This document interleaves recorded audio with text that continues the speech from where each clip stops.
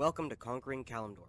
This is a new series that I am going to start making of myself playing this map mod for Conan Exiles.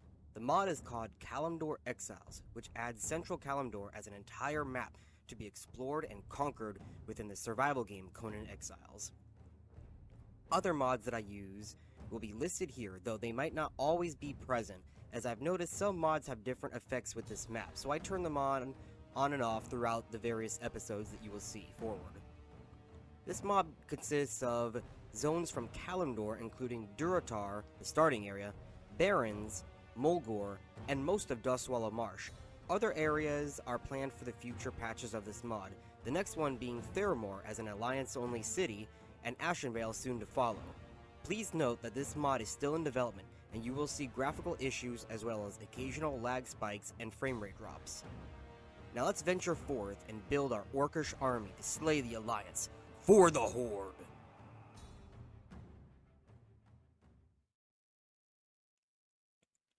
We begin our adventure by creating our character. Now, we do have a mod that adds already various styles of customization, but this mod actually adds orcish looking faces as well as troll and night elf. They do look a bit, unsavory, but hey, what can you do? It's only one person making this mod, and I'd say for one person, it doesn't look too bad, though it could always look a little bit prettier. I play around with the facial structure a little bit just to see which one looks best. The troll ears kind of throw me off. I then go to the night elf ears, which actually don't look that bad. And there is even some blood elf options.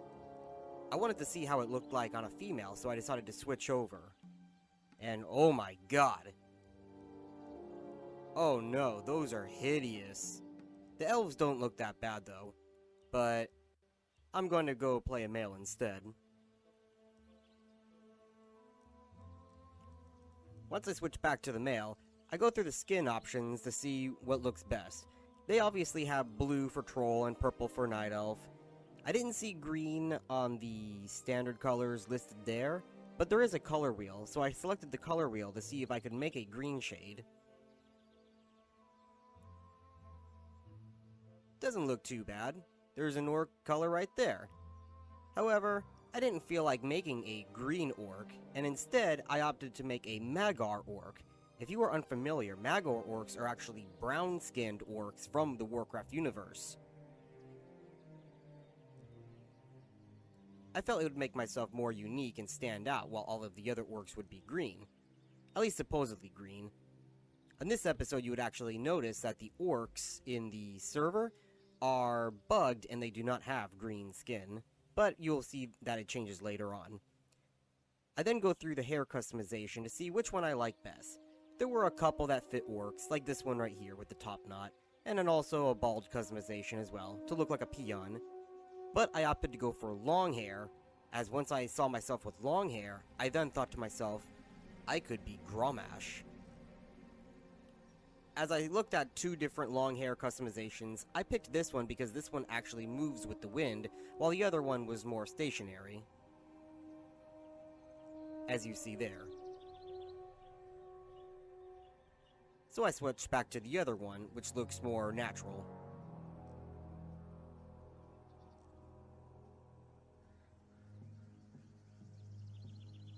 Once I'm done with the hair, I go to the eye color. Of course, since we are making Grommash, I decided I need a deep red color eye. I play around a little bit with the scalars until I get what looks to be good enough. Now, we are playing as a basic human model, so to make it look more orcish, I go down to the scalars below and begin altering the body. I give him a big, beefy chest, some beefy arms. I did notice his head was a little too small, so I did go back and correct that. Once his head looked a little bit more natural on his body, I then proceeded downward. I fixed up his legs because he looked like he had skipped leg day, so I gave him a little bit of meat on those bones. Same thing with his calves. I even gave him a wider stance to make him look more like a warrior. And just because I felt like it, I played around with the butt slider. Yes, there is a butt slider. there are also other sliders, but being that this is going on YouTube, I have the nudity model turned off. I named my character and proceed to enter the world. I skip the intro cutscene, and I land in Durotar, which is the starting area of the mod map. And just by walking, I have gained a level. Hooray! I first look around to see what is there. It looks fairly standard, just like the intro zone to Durotar. While looking at this one troll, I noticed that they actually had armor from World of Warcraft. It was an imported model, and it actually looked really good. The color was a little bit off, as in the model in the game is actually more brown instead of blue. I walked over and I actually saw another model that was imported from World of Warcraft. This one the correct color though.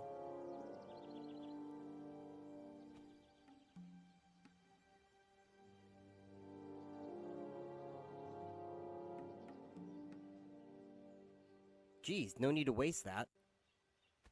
I look over and I thought I see Conan, but when I walked over, it was just another orc. Sad. Right behind him I find a chest where I find a Dafari cudgel. This will be my first weapon for the zone. At least until I can make some better armor, that is.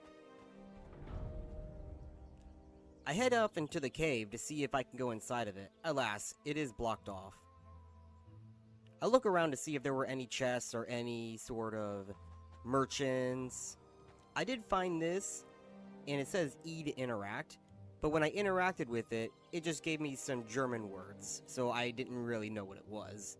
If you did not know, this mod map is made by only one person, and the person is German, so everything on this mod map, which is not of standard vanilla Conan Exiles, will be in German, unfortunately.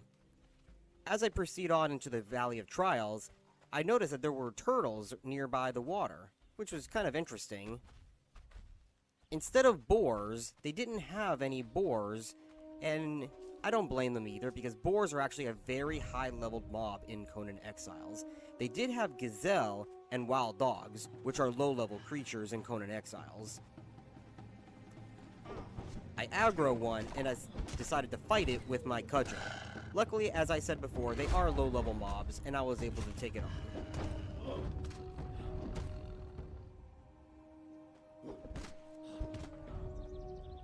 By killing it, it actually gave me 2 levels, which is not a bad start.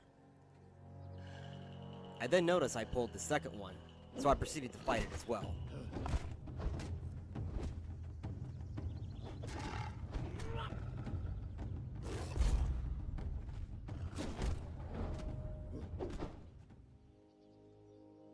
Victory well fought. Further down, I found scorpions, which makes sense as there are scorpions in Conan and scorpions in WoW. However, they do hit very hard.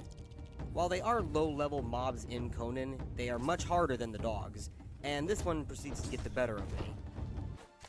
It didn't help that I forgot how to roll at first. As you saw, I crouched instead of rolled. Once I respawned, I decided to spend some of my points that I had gotten by killing the wolves. I looked around in my skill chart, and I found the various World of Warcraft decor items that you could make. There was also some armor listed as well. Unfortunately, most of them are high level that I have to be in order to make them. There is quite a variety of different styles, as you have trolls, you have humans, there are even Magar orcs, ogres, night elves, nightborn, even void elves and Zandalari are oddly enough. There was even some blood elf and Kultira stuff. As I made my way to the armor, and I noticed there were actually legendary weapons listed, and then I see it. Gorehowl. However, I would have to be level 60 in order to make Gorehowl. So I proceeded on. I make my way to the Imp Cave that you would find in Valley of Trial, and sure enough, you would find imps from Conan Exiles. They are low-level, aggressive creatures. They have a very high aggro rate, but they have very low defense and HP, so I take them out with ease. However, to my disappointment, the cave was unable to be entered. It was blocked off. There was some odd pixelation issues behind it, but I didn't pay no mind, and I continued on, as there is one more area I wanted to explore. I make my way to the tree where you would find the troll poisoned by a scorpion. He was not there, however, I figured perhaps Sarkoth would be there. So I turned and started to head up the ramp of scorpions.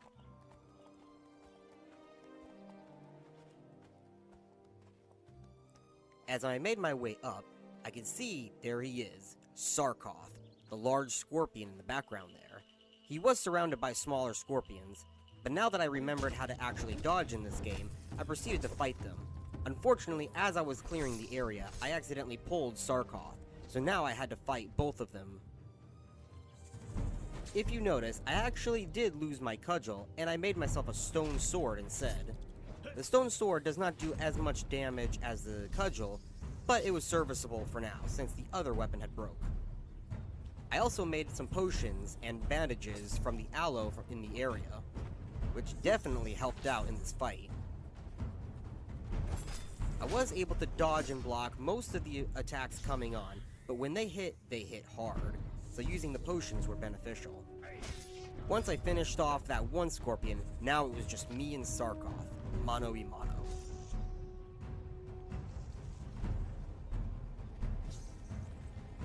And there it is. I have defeated the boss of the Valley of Trials. Sarkoth is defeated.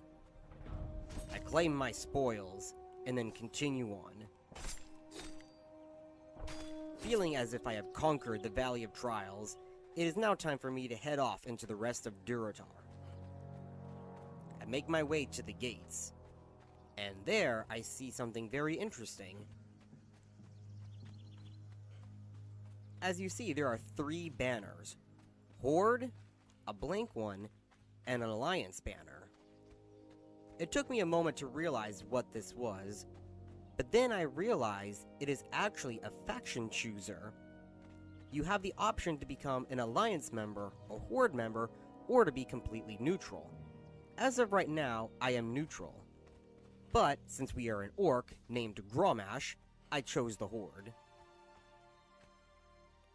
Being neutral means, to my knowledge, that no other NPCs in standard villages, as in not enemy villages, will attack you, granted that you don't attack them first and so on. Being on the Horde means the Alliance will attack you, and vice versa. Once I made my choice, I continued out into Durotar. Looks pretty much like Durotar, just less orange, which I feel that was better. The orange would have hurt my eyes. I make my way to the crossroads and look off. I could see the Kultiris fort way in the background, though I don't remember what it was called. I was debating on going there, but then I decided to take a right instead and head to Senjin Village.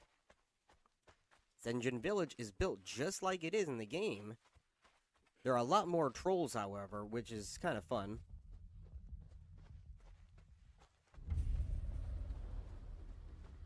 Again, you can see the imported armor on the models, as well as armor that is already in Conan Exiles. For some reason, they also have an altar of Set, though I guess it makes sense since Set is a snake god. You can consider it their Loa. I look around Senjin for a while, but I didn't really see anything of interest, no chests or enemies. As I make my way to the Echo Islands, I reach the beach, and there in the background, I see a moving ship. This is interesting because Conan Exiles actually has no movable ships in-game, so to see that actually surprised me. I was curious to see where it went, and as I turned, I saw another little boat. Off in the background, you can see Northwatch Hold, and then to the left, you can see Alcaz Island. As the smaller boat approached, I went to try to head it off. I was going to climb on it to see where it led. I managed to climb onto it, though I lose my grip and fall off. Though luckily for me, it actually landed right at the dock of Senjin Village. So I quickly make my way to get on top of the boat before it took off again.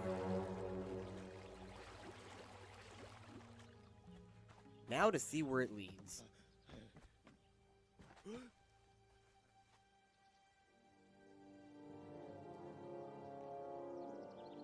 And here we go. As it took me, I noticed in the background there was a flying dragon off there towards Northwatch Hold. It flew over the mountain, so I was not able to see where it went. Though it was quite interesting because, again, Conan Exiles does not have any flying mobs. There are no flying dragons, as the dragons in Conan Exiles are actually ground-dwelling. If you also saw in the background, you could see Theramore way off in the distance. However, it is closed off and is not able to be reached as of the current state of this mod. The boat actually ended up taking me to Ratchet. I look around and it looks fairly standard, though a little bit different than normal Ratchet. I make my way to what would have been the bank. There was a door there which made me feel like I couldn't go in. However, as I approached, the door did open to my surprise. Again, something not seen in normal Conan Exiles.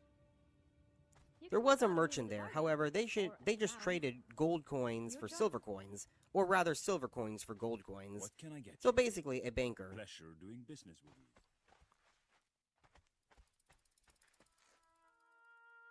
I leave the bank to explore more of Ratchet. I wanted to head up to where Gazlo would be to see if he would be there. However, to my surprise, it was actually an encampment of enemies with star metal swords. I quickly turn around as there was no way I could face them. They are way too strong for me. Star metal, if you do not know, is the strongest metal type in Conan Exiles. It is basically the thorium or arcanite of this game. I look up to see if they were still following me, and I see a dragon. I quickly wanted to swim up to see if I could follow it. However, the enemy was still there waiting for me to come back out of the water. So I swim off until he decides to not follow me anymore. As I return to Ratchet, I head back to the inn to see if there was anything in there. It did not look like the inn from normal World of Warcraft, however, it did look quite nice, a good area to roleplay. There were merchants as well, one that sold a camel, which is very valuable for Conan. It is a beast of burden that is highly valuable. There were other merchants too that actually sold you thralls. I continue down to the Merchant Coast. The Merchant Coast in World of Warcraft is where the pirates would be, and I figured, well, the pirate version in Conan Exiles are Blackhand, so I'm expecting to find some Blackhand. While on my way to the Merchant Coast, I did find some iron ore, and decided to mine it while I was there. While not as condensed as the normal World of Warcraft Merchant Coast area, there were enemies. Now, they did not look like Blackhand. However, from the far distance that I could see, it looked like they were wearing some pretty good armor, so I did not want to approach. As I looked off into the other direction, I could also see some rock noses. Rock noses are not entirely difficult to fight. However, in my naked state with stone sword, I could not fight them as of yet. They are better suited for iron tier. So I skip them and continue on.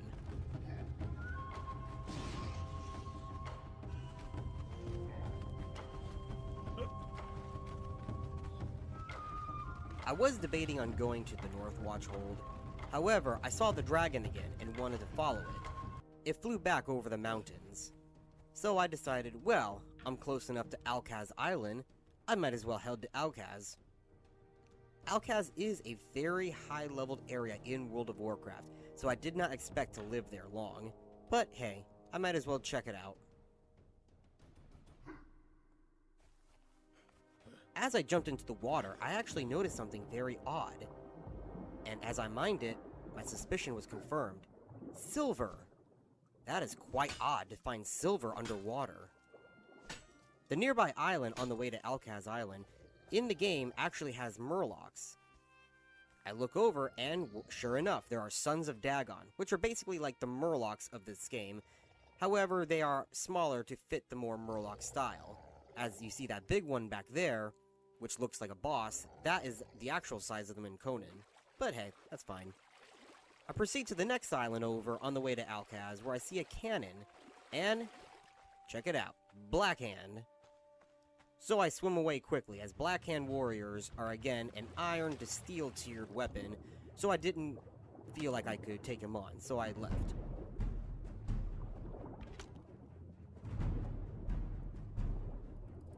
I finally approached Alcaz Island. There were some turtles there, but they looked odd. I suspected they were elite turtles. Elites in Conan Exiles are a darker color, much larger than standard, and they have glowing eyes. As I approached the turtles, sure enough, their eyes were glowing, so it confirmed that they were elites. One hit took a lot of damage from me. There was no way I would be able to fight it by myself, so I continued on into Alcaz Island, where I found a bunch of 8-men. 8-men, again, are very powerful, so I continue to run past them. And as I look up, no way. Is that star metal? It is star metal. And it's not in a meteor, which means I can mine it. Star metal in the normal game is very hard to come by because it's typically found in a meteorite that you have to explode. This one just laying out in the open, I can get it while I'm still low level. After I mined the star metal, I noticed that the turtles and the 8-men were fighting each other. I used that time to escape and held deeper into Alcaz. I found a summoning stone for some reason. I didn't think anything of it. As I jumped up though onto the grate to try to escape the 8-men, to my surprise, it actually did bring me to a dungeon. Though, however, unlike the Alcaz Island dungeon, where you would find Naga and a certain somebody locked within, this was not like that. It was a single boss dungeon with a couple of skeletons right outside. As I entered to check it out, I noticed that the entire area was giving me corruption. Corruption in Conan Exiles lowers your base HP and base stamina. The only way to cure it is by having an entertainer thrall, which I do not have at this moment. Before I got killed by this boss, or lost more HP due to the corruption, I decided to head out. As I jumped into the water, I found another star metal ore. Well, I might as well since I'm here.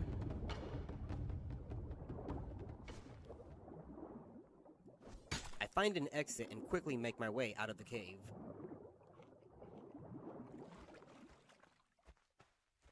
It brings me back outside. However, I then notice my hunger is to 0, and I'm starting to starve. Luckily, I set it so I do not drop my belongings on death. So I felt like this was a good spot to end this episode. I explored quite a lot of the map, but it is time to head back and start to actually begin my adventure. And that will conclude this episode. I hope you enjoyed the beginnings of this new series that I am making. I will be making more episodes. I actually already have made more episodes, as I cannot stop playing this server. So, feel free to subscribe if you want to see more of me conquering Kalimdor.